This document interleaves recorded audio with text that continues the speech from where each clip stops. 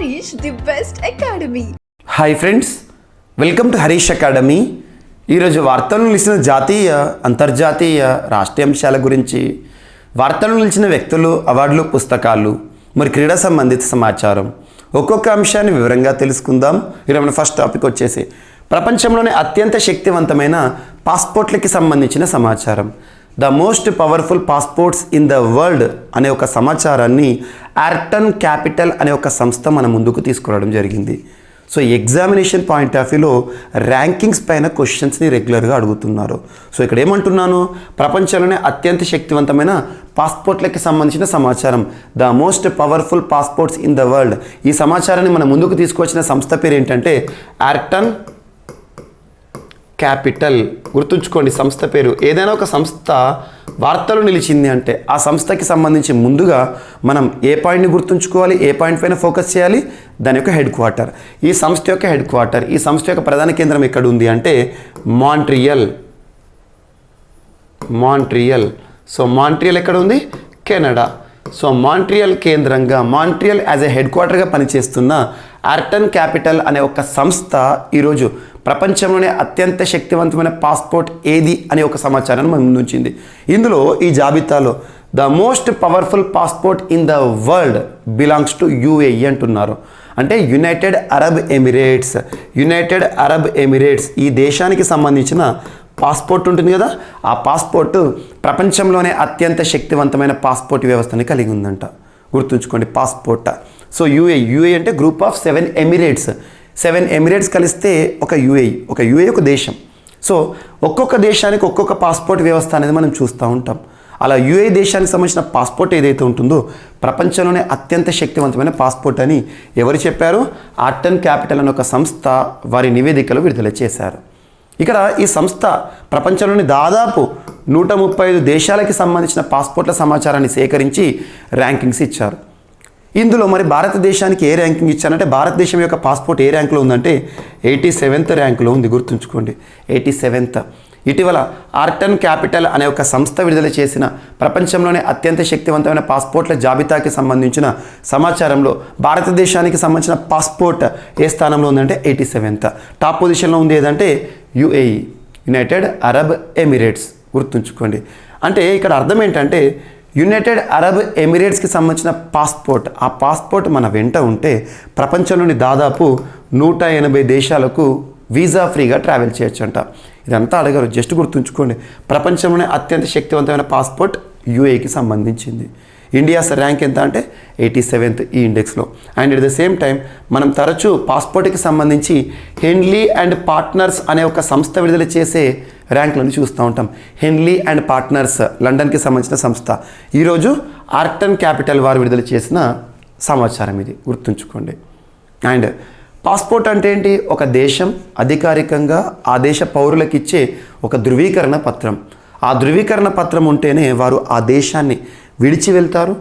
వేరే దేశం కూడా ఏ దేశం నుండి వస్తున్నారని చెప్పేసి అఫీషియల్గా మన సిటిజన్షిప్ని ఆ పాస్పోర్ట్ ఆధారంగా గుర్తిస్తారు.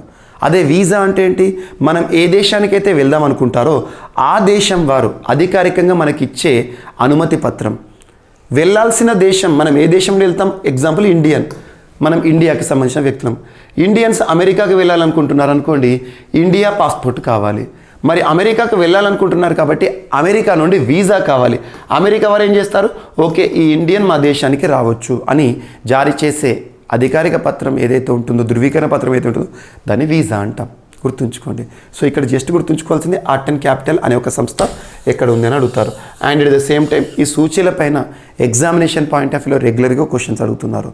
మీకు మిషన్ 100 తెలంగాణ రాష్ట్రంలో ప్రస్తుతం నోటిఫికేషన్ల పరంపర సాగుతోంది. నోటిఫికేషన్స్ గ్రూప్ 4 భారీ నోటిఫికేషన్ వచ్చింది. అతి త్వరలో గ్రూప్ 3 చూస్తాము, గ్రూప్ 2 నోటిఫికేషన్ చూస్తాము. అండ్ కొన్ని డిపార్ట్మెంట్లు ఎక్స్క్లూజివ్గా కొన్ని ప్రొఫెషనల్స్కి సంబంధించి ముఖ్యంగా drug inspector notification and JL notification, junior lecturers, ఇటువంటి నోటిఫికేషన్ల పరంపర మనం చూస్తున్నాం. ఏ ఎగ్జామినేషన్లో అయినా కూడా కామన్గా ఉండే టాపిక్ జనరల్ స్టడీస్. అటువంటి జనరల్ స్టడీస్లో చాలామంది అభ్యర్థులు ఎదుర్కొనే సమస్యను దృష్టిలో ఉంచుకొని అభ్యర్థులకు అత్యంత తక్కువ సమయంలో ఖచ్చితంగా ఎగ్జామినేషన్ పాయింట్ ఆఫ్ వ్యూలో ఏ పాయింట్ చదివితే ఎగ్జామినేషన్లో యూజ్ఫుల్గా ఉంటుందని చెప్పేసి తక్కువ సమయంలో ఎక్కువ సమాచారంతో కూడిన వీడియోస్ని మిషన్ 100 రూపంలో మీ ముందుకు తీసుకొచ్చాను. ఏ ఎగ్జామ్ అయినా కానివ్వండి, ఏ నోటిఫికేషన్ అయినా కానివ్వండి, జనరల్ స్టడీస్ ఉంది అంటే ఆ జనరల్ స్టడీస్లో ఖచ్చితంగా చదవాల్సిన అంశాలు ఉంటాయి. వాటి నుండే ఎగ్జామినర్ రెగ్యులర్గా ఫోకస్ చేస్తున్నాడు. అటువంటి సమాచారాన్ని మీకు మిషన్ 100 రూపంలో తీసుకొచ్చాను 100 అవర్స్లో. దానికి కరెంట్ అఫైర్స్ ఉచితంగా ఇచ్చాను, అవన్నీ చూడండి. అండ్ ఇప్పటి వరకు జీవీకే స్టడీ సర్కిల్ యాప్ని ఇన్స్టాల్ చేసుకోని వారు ఎవరైనా ఉంటే ఈరోజే యాప్ని ఇన్స్టాల్ చేసుకోండి. అందులో మీకు మిషన్ 100 కోర్సు ఉంటుంది. అభ్యర్థుల కోరిక మేరకు భారీగా ఆఫర్ని ప్రకటించడం జరిగింది. సో చూడండి, ఈ ఆఫర్ని అవైల్ చేసుకోండి. And at the same time మీకు ఇప్పుడు సూచీల గురించి కానీ, ర్యాంకింగ్ల గురించి కానివ్వండి, అగ్నిపర్వతాల గురించి, ఐఐటీల గురించి, వార్తలు ఇచ్చిన ముఖ్యమైన ప్రాంతాల గురించి, వన్యప్రాణి సంరక్షణ కేంద్రాల గురించి అలా రెగ్యులర్గా ఎగ్జామినేషన్లో ఫోకస్ చేస్తున్నారు. అటువంటి సమాచారాన్ని ఇచ్చాను. అండ్ మీకు how to prepare for the competitive examinations అని, ఇప్పుడు రానున్న ఏ ఎగ్జామినేషన్లో అయినా, ఏ నోటిఫికేషన్ సంబంధించిన ఎగ్జామినేషన్స్ అయినా మనం చూడబోతున్నాం 2023లో. ఆ ఎగ్జామినేషన్లో స్ట్రాటజీ, ఏ సబ్జెక్ట్ని ఎలా చదవాలి, ఏ పాయింట్స్ని ఫోకస్ చేయాలి, వీటన్నిటిని కూడా మీకు లైవ్ సెషన్ల రూపంలో తీసుకురాబోతున్నాను. ప్రవీణ్ సార్ క్లాసెస్ అనే ఒక యూట్యూబ్ ఛానల్ని ఇప్పటి వరకు సబ్స్క్రైబ్ చేసుకోకపోతే ఈరోజే సబ్స్క్రైబ్ చేసుకోండి. మీకు అందులో లైవ్ సెషన్స్ తీసుకుంటాను, ఏ ఎగ్జామినేషన్కి ప్రిపరేషన్ ఏ విధంగా ఉండాలని చెప్పేసి. So Praveen sir classes YouTube channel ఈరోజే సబ్స్క్రైబ్ చేసుకోండి. మీకు విలువైన సమాచారం ఏదైతే ఉంటుందో లైవ్ ప్రోగ్రాంలో ఇవ్వడం జరుగుతుంది. అండ్ నెక్స్ట్ ఈరోజు IFR 22 BNIFR BN అంటే ఏంటంటే బంగ్లా నేవీ, BNIFR 22 వార్తలు నిలిచింది. సో బంగ్లాదేశ్లోని కాక్స్ బజార్ అనే ఒక ఐలాండ్ ఉంటుంది. ఆ కాక్స్ బజార్ ప్రాంతంలో బంగ్లాదేశ్లో బంగ్లా నేవీ ఆతిథ్యంలో జరిగిన IFR 22. IFR అంటే ఇంటర్నేషనల్ ఫ్లీట్ రివ్యూ. ఇందులో భారతదేశం నుండి పార్టిసిపేట్ చేసిన నావల్ షిప్స్ INS లేవి అంటారు, ఇండియన్ నావల్ షిప్స్ ఏవి అంటారు. INS కొచ్చి, INS కవరత్తి, INS సుమేధ. గుర్తుంచుకోండి, ఇవి భారతదేశం నుండి బంగ్లాదేశ్కి రీచ్ అయ్యాయి. కాక్స్ బజార్లో విన్యాసాలు నిర్వహించడం జరిగింది, అక్కడ ఫ్లీట్ రివ్యూ చేయడం జరిగింది. అందులో భారతదేశం నుండి ఎన్ని వెళ్ళాయంటే 3. ఆ నావల్ షిప్ల పేర్లు ఏంటంటే INS Kochi, Indian naval ship Kochi, Indian naval ship Kavaratti, Indian naval ship Sumedha. ఇవి పార్టిసిపేట్ చేయడం జరుగుతుంది ఇండియన్ నావీకి సంబంధించి. గుర్తుంచుకోండి, బంగ్లాదేశ్కి సంబంధించి బంగబంధు షేక్ ముజిబుర్ రెహమాన్ గారు ఉంటారు. తన యొక్క జ్ఞాపకార్థం ఈ ప్రత్యేకమైన ఫ్లీట్ రివ్యూని బంగ్లా నేవీ వారు నిర్వహించడం జరిగింది. అండ్ ఇంకొకటి, అభ్యర్థులు పోటీ పరీక్షలను దృష్టిలో ఉంచుకొని ఖచ్చితంగా చదవాల్సిన కొన్ని ముఖ్యమైన అంశాల్లో వార్తలు నిలిచిన విన్యాసాలు వెరీ వెరీ ఇంపార్టెంట్. విన్యాసాల గురించి క్వశ్చన్ లేకుండా క్వశ్చన్ పేపరే ఉండదు. ఏ ఎగ్జామినేషన్ అయినా కానివ్వండి, విన్యాసాలపైన క్వశ్చన్ వస్తుంది. సో అవి చూడండి. గత 1 మంత్లోనే, కేవలం లాస్ట్ 1 మంత్లోనే ఆల్మోస్ట్ ఒక 5 to 6 విన్యాసాలు వార్తలు నిలిచినాయి ఆర్మీకి సంబంధించి. వాటిని ప్రత్యేకంగా చూడండి డిసెంబర్ మాసంలో. ఓకేనా? సో ఇదొకటి ఇంపార్టెంట్. అండ్ మీకు మిషన్ 100లో వీటికి సంబంధించిన సంపూర్ణ సమాచారాన్ని ఇప్పటికీ ఇచ్చాను, చూడండి. అండ్ కొలీజియం చర్చలు సంప్రదింపులు రహస్యమే అనే ఒక అంశం వార్తల్లోకి వచ్చింది. కొలీజియం ప్రస్తుతం వివాదాస్పదం అవుతున్న అంశం. వివాదాస్పదం ఇప్పుడు వచ్చింది వార్తల్లోకి. యాక్చువల్గా వైస్ ప్రెసిడెంట్ గారు కూడా, భారత ఉపరాష్ట్రపతి, భారతదేశంలో రాజ్యాంగం ప్రకారం చూస్తే అధిపతులకు సంబంధించి చూస్తే 2nd హైయెస్ట్. సో ఉపరాష్ట్రపతి గారు ఇటీవల కొలీజియం వ్యవస్థ పైన కొన్ని వ్యాఖ్యలు చేశారు. సో కొలీజియం వ్యవస్థలో ట్రాన్స్పరెన్సీ లేదు, 99వ రాజ్యాంగ సవరణని ఏ విధంగా సుప్రీంకోర్టు రద్దు చేస్తుంది, అది న్యాయ సమీక్ష పరిధిలోనా అని చెప్పేసి కొన్ని పదాలు మాట్లాడారు. ఇక్కడ కొలీజియం అభ్యర్థులు గుర్తుంచుకోండి, రానున్న ఏ పోటీ పరీక్ష అయినా ఇండియన్ పాలిటీ పాయింట్ ఆఫ్ వ్యూలో కొలీజియం గురించి క్వశ్చన్ లేకుండా క్వశ్చన్ పేపర్ ఉండదు. కొలీజియం గురించి ఇప్పటికే మనం 4 కేసుల గురించి మీకు లాస్ట్ వీక్ డిస్కస్ చేశాను, కొలీజియం వివాదం అని. సో 4 కేసులు. First judge case SP Gupta versus union of India, and second judges case 1993, third judges case 1998, 1999, and fourth judges case 2015. 99వ రాజ్యాంగ సవరణ రాజ్యాంగ విరుద్ధం, రాజ్యాంగ మౌలిక స్వరూపానికే వ్యతిరేకంగా ఉందని సుప్రీంకోర్టు కొట్టేసింది. కొలీజియం స్థానంలో ఏర్పాటైన NJACని రాజ్యాంగబద్ధంగా ఉండదని చెప్పేసి తీసేశారు. మరొకసారి కొలీజియం వ్యవస్థ అమల్లోకి వచ్చింది. కొలీజియం అంటే ఏంటి? న్యాయమూర్తులే నియమించే ఒక ప్రక్రియ. న్యాయమూర్తులు కొలీజియం వ్యవస్థలో ఉండే స్ట్రెంత్ 1+4 CJ+ 4 సీనియర్ న్యాయమూర్తులు గుర్తుంచుకోండి. ఈ కొలిజియం వ్యవస్థ అనేది ప్రస్తుతం వివాదాస్పదం అవుతుంది. దానికి సంబంధించి ఇటీవల ఆర్టీఐ ఒక సమాచారాన్ని అడిగారు. రైట్ టు ఇన్ఫర్మేషన్ యాక్ట్ 2005 ఏదైనా చట్టం వార్తలు ఇచ్చింది అంటే ఇయర్ గుర్తుంచుకోండి. సమాచార హక్కు చట్టం ప్రస్తుతం భారతదేశంలో అమల్లో ఉంది. భారతదేశంలోని ఏ పౌరుడైనా ప్రభుత్వ రంగంలోని ఏదైనా సమాచారాన్ని తెలుసుకోవచ్చు. పారదర్శకతని పెంచే విధంగా ఈ రైట్ టు ఇన్ఫర్మేషన్ యాక్ట్ని తీసుకొచ్చారు భారత ప్రభుత్వం. సో ఇక్కడ ఏమంటున్నారంటే కొలిజియంలో జరిగే చర్చలు, నియామక ప్రక్రియలు, అక్కడ జరిగే సంభాషణలు అవన్నీ కూడా సంప్రదింపులన్నీ కూడా రహస్యంగా ఉంటాయంట. వాటిని ఎవరికి కూడా చెప్పారంట సుప్రీంకోర్టు. కానీ కొలిజియం వ్యవస్థ తీసుకున్న నిర్ణయం ఉంటుంది కదా, ఆ ఫైనల్గా వచ్చే ఫలితం ఏదైతే ఉంటుందో నియామకం ఎవరో అది మాత్రం చెప్తారంట. సో ఇక్కడ కొలిజియం వ్యవస్థకు సంబంధించిన ఆర్టీఐ ట్రాన్స్పరెన్సీ విషయంలో మరొకసారి ఒక అంశం వార్తలకు వచ్చింది. ఖరారైన తుది నిర్ణయాన్ని వెల్లడిస్తాము అండ్ సమాచార హక్కు కార్యకర్త ఇటీవల వేసిన పిటిషన్ని కొట్టివేశారంట. బహుళ సభ్యుల వ్యవస్థ అయిన కొలిజియంలో చర్చించి తుది నిర్ణయం తీసుకున్నాక భాగస్వాములు అందరూ అంగీకరిస్తూ సంతకాలు చేసిన తర్వాతే ఖరారైన అంశాలు సాధికారికంగా వెల్లడవుతాయంట. అక్కడ జరిగే చర్చలు కానీ ఏవి రావు. అందరు సభ్యులు, కొలిజియం సభ్యులు నిర్ణయం తీసుకున్న నిర్ణయం ఏదైతే ఉందో అది మాత్రమే బయటికి పెడతారంట. సో ఇదొకటి ఈరోజు వార్తలకు వచ్చింది. ఇక్కడ కొలిజియం వ్యవస్థ అనేది చాలా పెద్ద టాపిక్. మనం కరెంట్ అఫైర్స్ పాయింట్ ఆఫ్ వ్యూలో మీకు ఎట్ ఏ గ్లాన్స్లో చెప్పాను, చూడండి. అండ్ నెక్స్ట్ సూది గుచ్చకుండా మలేరియా టెస్ట్ అనే ఒక అంశం వార్తల్లోకి వచ్చింది. సూది గుచ్చకుండా మలేరియా టెస్ట్ అంటే అర్థం ఏంటిదంటే మలేరియా టెస్ట్ చేయడానికి మనకి ఏదైతే బ్లడ్ శాంపిల్ తీస్తారు, అలాంటిది ఏది లేకుండా కూడా తీస్తున్నారంట. సో ప్రపంచ ఆరోగ్య సంస్థ WHO, ఐక్యరాజ్య సమితి అనుబంధ సంస్థలకు సంబంధించి ప్రధాన కేంద్రాలను గుర్తుంచుకోండి. WHO హెడ్ క్వార్టర్ వచ్చేసి జెనీవా, స్విట్జర్లాండ్ కేంద్రంగా పనిచేస్తుంది. సో ప్రపంచ ఆరోగ్య సంస్థ వివరాల ప్రకారం 2020 సంవత్సరంలో ప్రపంచవ్యాప్తంగా 24 కోట్ల మందికి పైగా మలేరియా వ్యాధితో బాధపడారంట. 6 లక్షల మంది మృతి చెందారంట. మలేరియాను రక్త పరీక్ష ద్వారానే గుర్తించవచ్చు. ఒకే చోట ఎక్కువ మందికి లక్షణాలు ఉన్నప్పుడు ఈ పద్ధతిలో వ్యాధి నిర్ధారణ చాలా ఆలస్యం అవుతుంది. అయితే దీనికి చెక్ పెట్టారు ఆస్ట్రేలియా పరిశోధకులు. సూది గుచ్చకుండా నిర్వహించే మలేరియా టెస్ట్ను కనుగొన్నారు. అండ్ ఈ పద్ధతిలో ఒక పరికరాన్ని ఉపయోగించి వ్యక్తి చెవి లేదా వేలిపై 5 నుండి 10 సెకండ్ల పాటు హాని చేయని ప్రకాశించే పరారుణ కాంతిపుంజాన్ని చేస్తారంట. ఏం లేదు, నొప్పి లేకుండా చేసే అధునాతనమైన పరీక్షకి సంబంధించిన ఒక పరిశోధన ఆస్ట్రేలియా పరిశోధకులు చేశారు. సో వేలిపైన 5 నుండి 10 సెకండ్ల పాటు హాని చేయని ప్రకాశించే ఇన్ఫ్రారెడ్ బీమ్ ఏదైతే ఉందో దాన్ని ప్రసరింపజేసి కంప్యూటర్ సిస్టమ్ ఆధారంగా, టెక్నాలజీ ఆధారంగా మన లోపల మలేరియా వ్యాధిని నిర్ధారిస్తారంట. అటువంటి ఒక అంశం సూది గుచ్చకుండా ఇప్పటివరకు మనకు శాంపుల్ ఆ నీడిల్ ఏదైతే ఉంటుందో ఇంజెక్ట్ చేసేసి శాంపుల్ తీయడం ఉంటుంది. అటువంటిది ఏం లేదంట.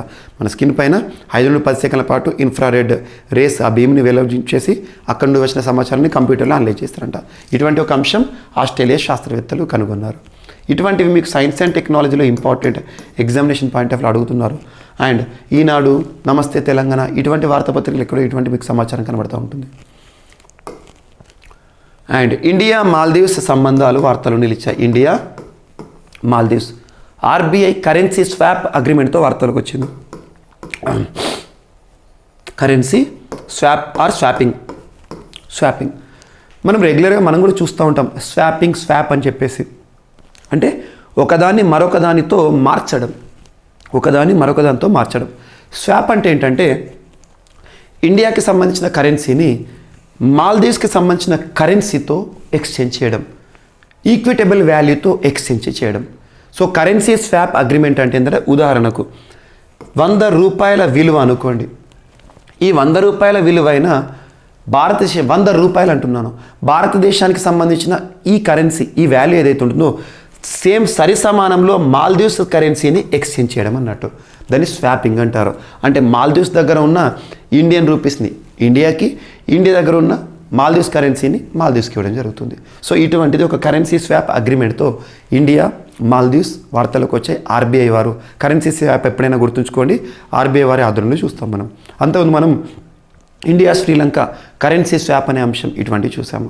అండ్ గుర్తుంచుకొని రానున్న ఏ పోటీ పరీక్షల్లో అయినా మాల్దీవ్స్కి సంబంధించి ఏదైనా క్వశ్చన్ రావచ్చు. అంతర్జాతీయ సంబంధాలు, అది గ్రూప్ 4 కానివ్వండి, ఏదైనా కానివ్వండి.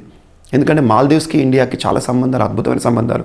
ఆపరేషన్ సంజీవని అని ప్రస్తుతం మాల్దీవ్స్ దేశంలో కొన్ని అభివృద్ధి కార్యక్రమాలు జరుగుతున్నాయి. క్రికెట్ స్టేడియం నిర్మాణము, అటువంటివి, హాస్పిటల్స్ నిర్మాణము, గ్రేటర్ మాలే ప్రాజెక్టు, వీటన్నిటికీ భారతదేశం ఆర్థిక సాయం ఇస్తుంది.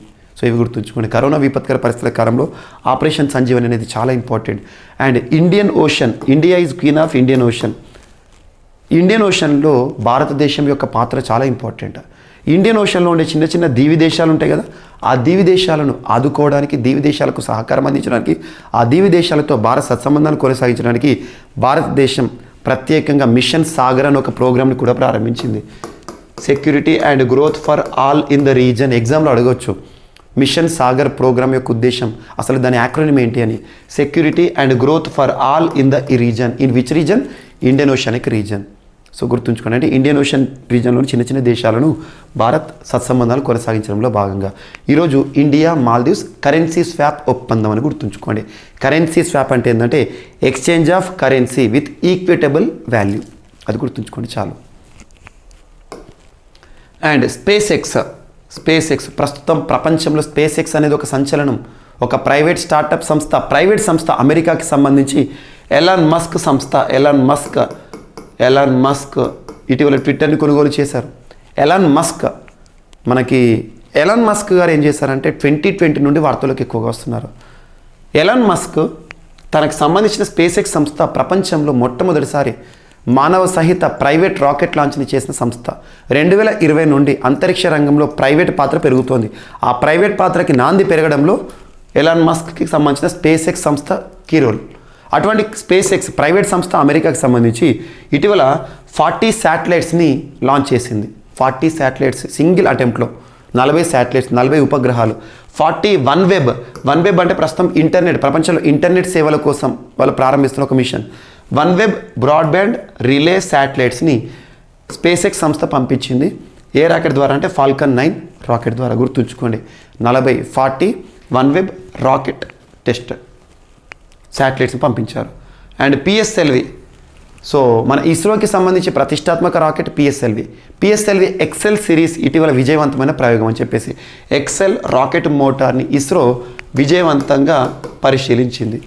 ఈ రాకెట్ యొక్క మోటార్ దీన్ని ఎవరు తయారు చేశారంటే నాగ్పూర్కి చెందిన ఒక సంస్థ ఎకనామిక్ ఎక్స్ప్లోజివ్స్ లిమిటెడ్ అనే సంస్థ వారు తయారు చేసిన పిఎస్ఎల్వి ఎక్సెల్ మోటార్ని ఇటీవల శ్రీహరికోటలో ఇస్రో విజయవంతంగా పరిశీలించింది. గుర్తుంచుకోండి, ఒక సరికొత్త రాకెట్ మోటార్ అని గుర్తుంచుకోండి. తయారు చేసిన వారు ప్రైవేట్. ప్రస్తుతం భారతదేశంలో కూడా అంతరిక్ష రంగంలో ప్రైవేట్ పాత్ర పెరుగుతోంది. అందులో భాగంగా మనం చూస్తూ ఉన్నాం. ఉదాహరణకు తీసుకుంటే ఇన్ స్పేస్ అనే ప్రోగ్రామ్, ఈసారి ఎగ్జామినేషన్లో ఇన్ స్పేస్ పైన క్వశ్చన్ రావచ్చు. Indian National Space Promotion and Authorisation Centre. Indian National Space Promotion and Authorisation Centre ప్రస్తుతం భారతదేశం సంబంధించి అంతరిక్ష రంగంలో ఇస్రోకి ప్రైవేట్ స్టార్టప్ల యొక్క సహకారం అందించడం, ప్రైవేట్ స్టార్టప్లకి ప్రోత్సాహం ఇవ్వడం, ప్రైవేట్ స్టార్టప్లచే మనం అంతరిక్ష రంగాన్ని ముందు నడిపించడం ఇటువంటిది.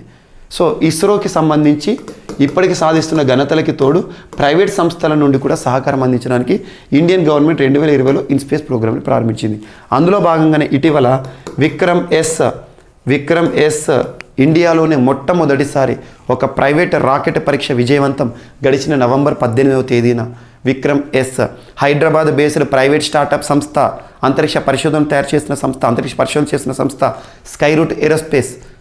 ఈ ఇన్స్పేస్ ప్రోత్సాహం ద్వారానే ఇటీవల భారతదేశంలోని మొట్టమొదటి ప్రైవేట్ లాంచ్ ప్యాడ్ అగ్నికుల్ అనే ఒక సంస్థ, స్టార్టప్ సంస్థ, తమిళనాడు బేస్డ్ సంస్థ ఇస్రోకి సంబంధించిన పరిసర ప్రాంతాల్లో ఒక ప్రైవేట్ లాంచ్ ప్యాడ్ని కూడా లాంచ్ చేశారు శ్రీహరికోటలో. ఇవన్నీ లింక్ చేసుకోండి. సో ఇక్కడ పిఎస్ఎల్వి ఎక్సెల్ రాకెట్ని తయారు చేసిన ఎకనామిక్ ఎక్స్ప్లోజివ్ లిమిటెడ్ వారు తయారు చేసిన రాకెట్ని ఇస్రో విజయవంతంగా ప్రయోగించింది. అండ్ ఈరోజు వార్తల్లో నిలిచిన వ్యక్తుల విషయానికి వస్తే గ్లోబల్ అంబాసిడర్ ఫర్ డయాబెటీస్, ప్రపంచ సమాచారకర్త అన్నట్టు గ్లోబల్ అంబాసిడర్ ఫర్ డయాబెటీస్గా నియమితులవుతూ వార్తలు ఇచ్చిన పర్సన్ బంగ్లాదేశ్కి సంబంధించిన ప్రస్తుత ప్రధాని షేక్ హసీనా గారిని గ్లోబల్ అంబాసిడర్ ఫర్ డయాబెటీస్గా నియమిస్తూ ఇంటర్నేషనల్ డయాబెటిక్ ఫెడరేషన్ వారు తీసుకున్న నిర్ణయం. ఇంటర్నేషనల్ డయాబెటిక్ ఫెడరేషన్ వారు ఇటీవల ఏ వ్యక్తిని లేదా ఏ మహిళను ప్రపంచ లేదా గ్లోబల్ అంబాసిడర్ ఫర్ డయాబెటీస్ పైన అవగాహన కల్పించడంలో నియమించారు అంటే షేక్ హసీనాని. సో ఈ ఇంటర్నేషనల్ డయాబెటిక్ ఫెడరేషన్ ఇది అంతర్జాతీయ సంస్థ కాబట్టి అంతర్జాతీయ సంస్థలు ఎప్పుడు వార్తలు ఇచ్చినా వాటి యొక్క ప్రధాన కేంద్రాన్ని గుర్తుంచుకోవాలి. దీని యొక్క ప్రధాన కేంద్రం ఎక్కడంటే బ్రసెల్స్, బెల్జియంలో ఉంది. Belgium, Brussels. అండ్ నెక్స్ట్ ఈరోజు వార్తలు నిలిచిన వ్యక్తి, మరణిస్తూ వార్తలు నిలిచిన వ్యక్తి ప్రముఖ ఆర్టిస్ట్. న్యాచురాలిటీని మన ముందు చూపించే అద్భుతమైన కళారూపాలను పేపర్ పైన పెట్టే ఒక ప్రముఖ వ్యక్తి మరణిస్తూ వార్తలు ఇచ్చారు. పద్మశ్రీ పురస్కార గ్రహీత మనోహర్ దేవదాస్ గారు మరణిస్తూ వార్తలు ఇచ్చారు. పద్మశ్రీ పురస్కార గ్రహీత 2020 సంవత్సరంలో తనప్పుడు వార్తలు ఇచ్చారు. ఈరోజు అనారోగ్య సమస్యలు, వృద్ధాప్య సమస్యల కారణంగా మరణిస్తూ వార్తలు ఇచ్చారు. మనోహర్ దేవదాస్ గారు ఏ రాష్ట్రానికి సంబంధించిన వారంటే తమిళనాడు రాష్ట్రానికి సంబంధించిన ప్రముఖ ఆర్టిస్టు. చాలా అద్భుతమైన పుస్తకాలను కూడా మన ముందుకు తీసుకొచ్చిన ఒక రైటర్ మరణిస్తూ వార్తలు ఇచ్చారు. పద్మశ్రీ పురస్కార గ్రహీతలు మరణిస్తే ఇంపార్టెంట్ ఎగ్జామినేషన్ పాయింట్ ఆఫ్ వ్యూలో అడగొచ్చు. అండ్ నెక్స్ట్ ఈరోజు వార్తల్లో ఒక నియామకంతో వార్తలు ఇచ్చిన పర్సన్, భారత ప్రభుత్వం నేషనల్ డైరీ డెవలప్మెంట్ బోర్డ్ ఎక్కడ ఉంది?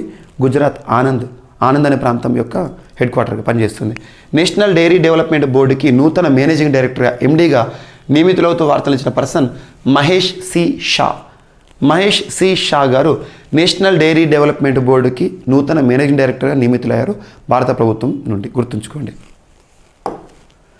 అండ్ సుష్మితా శుక్లా గారు ఒక మహిళ, మొట్టమొదటి వైస్ ప్రెసిడెంట్గా మరియు చీఫ్ ఆపరేటింగ్ ఆఫీసర్గా న్యూయార్క్ బేస్డ్ ఒక బ్యాంక్, అమెరికా కేంద్ర బ్యాంక్, ఫెడరల్ రిజర్వ్, అమెరికా కేంద్ర బ్యాంక్ అంటే అర్థం ఏంటిదంటే ప్రపంచంలో ఒక్కొక్క దేశానికి ఒక్కొక్క సెంట్రల్ బ్యాంక్ ఉంటుంది, కేంద్ర బ్యాంక్ అంటాం. అంటే ఆ దేశంలో బ్యాంకింగ్ వ్యవస్థ మొత్తాన్ని నియంత్రించేది, నిర్వహించేది ఆ బ్యాంకే. ఉదాహరణకు భారతదేశంలో సెంట్రల్ బ్యాంక్, కేంద్ర బ్యాంక్ అని దేని అంటాం? ఆర్బీఐ అని అంటాం. అమెరికాలో ఫెడ్ రిజర్వ్. ప్రపంచంలోని మొట్టమొదటి కేంద్ర బ్యాంక్ ఏ దేశానికి సంబంధించిందంటే స్వీడన్, రిక్స్ బ్యాంక్. సో ఇవి గుర్తుంచుకోండి. సో ఇక్కడ అమెరికాకి సంబంధించిన ఫెడరల్ రిజర్వ్ బ్యాంక్కి నూతన లేదా మొట్టమొదటి వైస్ ప్రెసిడెంట్, చీఫ్ ఆపరేటింగ్ ఆఫీసర్గా సుష్మితా శుక్లా గారు నియమితులవుతూ వార్తలు ఇచ్చారు. మొట్టమొదటిసారి వైస్ ప్రెసిడెంట్ అని ఒక పదవికి. అండ్ ఇషాన్ కిషన్ క్రీడలకి సంబంధించి యువ సంచలనం భారతీయుడు. ఇటీవల నిన్నటి రోజున బంగ్లాదేశ్తో ముగిసిన వన్డే మ్యాచ్లో డబుల్ సెంచరీ నమోదు చేశాడు. So మేడన్ century with double century. Ishan Kishan just తన కెరీర్లో 10 లోపల మ్యాచ్ల్లోనే తను డబుల్ సెంచరీ చేయడం అనేది అతిశయోక్తి కాదు. ఇప్పటివరకు భారతదేశంలో సచిన్ టెండూల్కర్, వీరేంద్ర సెహ్వాగ్, రోహిత్ శర్మ 2 సార్లు చేశారు. వీరు మాత్రమే డబుల్ సెంచరీ చేశారు భారతదేశం తరపున. అలా భారతదేశం తరపున 2 టర్న్. సో మనకి ఏదైతే ఉంటుందో డబుల్ సెంచరీ చేసిన యువ ఆటగాడిగా నిన్నటి రోజున ఒక సంచలన రికార్డుతో ఇషాన్ కిషన్ గారు వార్తల్లోకి వచ్చారు. అండ్ బెల్జియం క్రీడాకారుడు. ఇటీవల బెల్జియం యాక్చువల్గా స్ట్రాంగ్ టీమే ఫుట్బాల్లో. So early exit. ప్రస్తుతం ప్రపంచ ఫుట్బాల్ టోర్నీ ఎక్కడ జరుగుతుందంటే ఖతార్లో జరుగుతుంది. ఫుట్బాల్ టోర్నీ కానీ అంతర్జాతీయ క్రీడలకి సంబంధించిన షెడ్యూల్స్, వెన్యూస్ పైన ఏ పోటీ పరీక్షలైనా క్వశ్చన్ అడుగుతారు. సో ఒలింపిక్స్ ఎక్కడ జరిగాయి, ఎక్కడ జరగబోతున్నాయి, కామన్వెల్త్ గేమ్స్ ఎక్కడ జరిగాయి, ఎక్కడ జరగబోతున్నాయి, 36th నేషనల్ గేమ్స్ ఎక్కడ జరిగాయి, ఎక్కడ జరగబోతున్నాయి. ఇటీవల ఫిఫా వరల్డ్ కప్ 2022 ఎక్కడ జరుగుతుంది? 2022 అంటారు. ఖతార్, గుర్తుంచుకోండి. ఖతార్ వేదికగా, ఖతార్ హోస్ట్గా జరుగుతుంది. అలా ఖతార్ వేదికగా జరుగుతున్న ఫిఫా వరల్డ్ కప్లో ప్రస్తుతం బెల్జియం ఏదైతే ఉంటుందో ఎర్లీ ఎగ్జిట్ వాళ్ళు వెళ్ళిపోయారు, అంటే ఎగ్జిట్ నిష్క్రమించారు అతి త్వరగా. దానికి ఇక బాధపడుతూ దానికి ప్రత్యేకంగా ఆ జట్టుకి సంబంధించిన ప్రధాన ఆటగాడు ఈడెన్ హజార్డ్ అనే ఒక వ్యక్తి రిటైర్మెంట్ ఇచ్చాడు. సో బెల్జియం ఎర్లీ ఎగ్జిట్ని తట్టుకోలేకపోయాడు. ఆ బాధతో ఇక ఫుట్బాల్ని కంటిన్యూ చేయని చెప్పేసి రిటైర్మెంట్ ఇచ్చారు. ఎగ్జామ్లో అడగొచ్చు. ఇటీవల ఈడెన్ హజార్డ్ ఫుట్బాల్కి రిటైర్మెంట్ ప్రకటించారు. ఏ జట్టు సభ్యుడు అంటే బెల్జియం. అండ్ అర్జెంటీనా ప్రస్తుతం దూసుకుపోతుంది, సెమీస్కి వచ్చింది. అండ్ యాక్చువల్గా ఈసారి ఖతార్లో జరుగుతున్న FIFA federation international football association FIFA world కప్కి hot favourite, main favourite, title ఫేవరెట్గా బరిలోకి దిగిన బ్రెజిల్ నిష్క్రమించింది నాకౌట్లో. సో క్వార్టర్ ఫైనల్లో నిష్క్రమించింది. ఏ జట్టు పైన అంటే క్రొయేషియా పైన. ఇక అంచనాలు, అవకాశాలు ఫ్రాన్స్కి లేదా అర్జెంటీనాకు ఉన్నాయి. ఈ 2 జట్లలో ఎవరో ఒకరు గెలిచే అవకాశాలు ఎక్కువగా ఉన్నాయి, చూడాలి. అండ్ నెక్స్ట్ ఈరోజు వార్తల్లో నిలిచిన ఒక పుస్తకం, యోగా రిలేటెడ్ పుస్తకం. యాక్చువల్గా ఓల్డ్ పుస్తకమే, ఈరోజు అప్రిసియేషన్తో వార్తలు ఇచ్చింది, మరొకసారి రీలాంచింగ్తో వార్తల్లోకి వచ్చారు. ద్రౌపది ముర్ము గారు భారత ప్రస్తుత రాష్ట్రపతి, దేశంలో రాజ్యాంగ అధినేత ద్రౌపది ముర్ము గారు లాంచ్ చేసిన ఒక పుస్తకం, మాన్సీ గులాటి గారు రాసిన పుస్తకం. ఆ పుస్తకం యొక్క పేరు ఇప్పటికే చాలామంది మన్ననలు పొందుతున్న పుస్తకం. ఆ పుస్తకం పేరు ఏంటంటే మిరాకిల్స్ ఆఫ్ యోగా. ఇటీవల వార్తలు ఇచ్చిన మిరాకిల్స్ ఆఫ్ యోగా పుస్తకాన్ని ఎవరు రచించారంటే మాన్సీ గులాటి. అండ్ లాస్ట్, ఒక ప్రముఖ వ్యక్తి, యాక్చువల్గా వృద్ధుడు, బట్ ఇంకా ఫిట్నెస్తోనే మెయింటైన్ చేస్తూ ఉంటాడు. ఒక పుస్తకం రాస్తూ వార్తలు ఇచ్చారు, ఫిట్ ఎట్ ఎనీ ఏజ్, ఏ వయసులో అయినా ఫిట్గా ఉండాలని. Fit at any age, A practitioners guide అనే ఒక పుస్తకాన్ని ఎయిర్ మార్షల్, సో మాజీ ఎయిర్ మార్షల్ పివి అయ్యర్ గారు రాయడం జరిగింది. Retired air marshal PV Iyer గారు రాసిన పుస్తకం ఫిట్ ఎట్ ఎనీ ఏజ్ అనే ఒక పుస్తకం వార్తలోకి వచ్చింది. దీనికి పైన ఈ బుక్కి ఫార్వర్డ్ ఉంటుంది కదా, దాన్ని అమితాబ్ బచ్చన్ గారు రాశారు. జస్ట్ గుర్తుంచుకోండి, ఫిట్ ఎట్ ఎనీ ఏజ్ ఒక పుస్తకం వార్తలోకి వచ్చింది. ఎవరు ఆథర్ అంటే air marshal PV Iyer, retired. So ఇవి మనకి ఈరోజు వార్తలు ఇచ్చిన అంశాలు.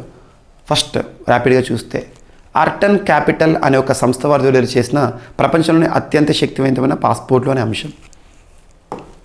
అండ్ BNIFR 2022 కాక్స్ బజార్ బంగ్లాదేశ్లో ముగిసింది.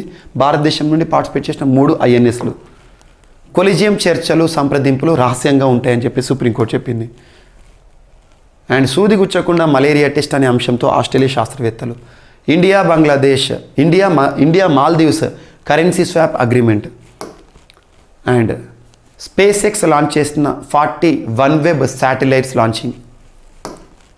అండ్ PSLV XL రాకెట్ మోటార్ని విజయవంతంగా పరిశోధించిన ISRO. And global ambassador for diabetes అనే అంశంతో ప్రత్యేకంగా వార్తలు ఇచ్చారు. బంగ్లాదేశ్ ప్రస్తుత ప్రధాని Sheikh Hasina international diabetic federation వారు నియమించారు. అండ్ పద్మశ్రీ పురస్కార గ్రహీత మనోహర్ దేవదాస్ గారు మరణిస్తూ వార్తలు ఇచ్చారు. అండ్ మహేష్ సి షా గారు నూతన managing director national dairy development బోర్డుకి.